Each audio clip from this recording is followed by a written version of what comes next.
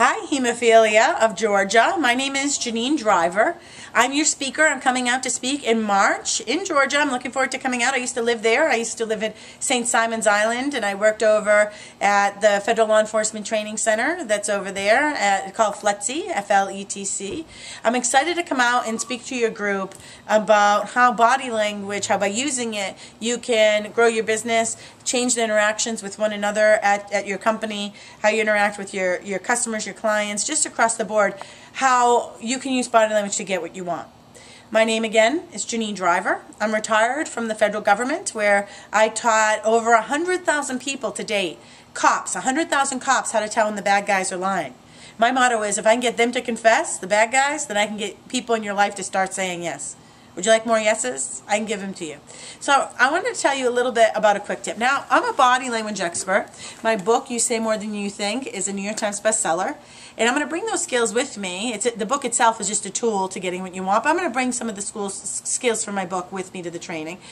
And it's very interesting because I say body language is only 50% of our message. I'm going to bring all those tricks, but I want to give you a verbal command right now. ATF, Bureau of Alcohol, Tobacco, and Firearms, we were involved with the whole Waco, Texas mess. It was a disaster. But I'm not here to talk about the politics behind Waco, Texas, and the Branch Davidians and David Koresh. What I do want to talk to you about is an extraordinary man that was an ATF agent. He was the hostage negotiator that got the women and children out from Waco, Texas. How did he do it? He first spoke to David Koresh, and he assigned David Koresh the traits he wanted David to have. He said this. He said, David, everyone I talk to out here says the same thing about you.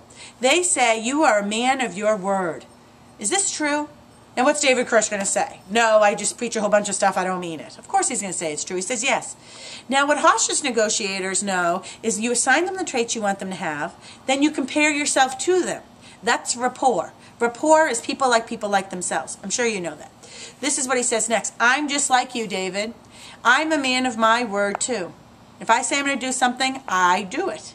He's assigned him the traits. Now what's very creative here is he says, listen, what would happen if I could get your words read on the National Christian Broadcast radio station? Would you let the women and children go from the compound? David Koresh said, there's no way you're going to be able to get my words read on the National Christian Broadcast radio station. Well, the ATF agent, the hostage negotiator, James Kavanaugh, said this, but if I could, would you let the women and children go? Had we been part of that conversation, had we been on the phone, we would have heard a pause, and then we would have heard this. David Koresh said, yes, 2 by 2, I'll let the women and children go. Every time my words are reread, I'll let 2 more women and 2 more children go.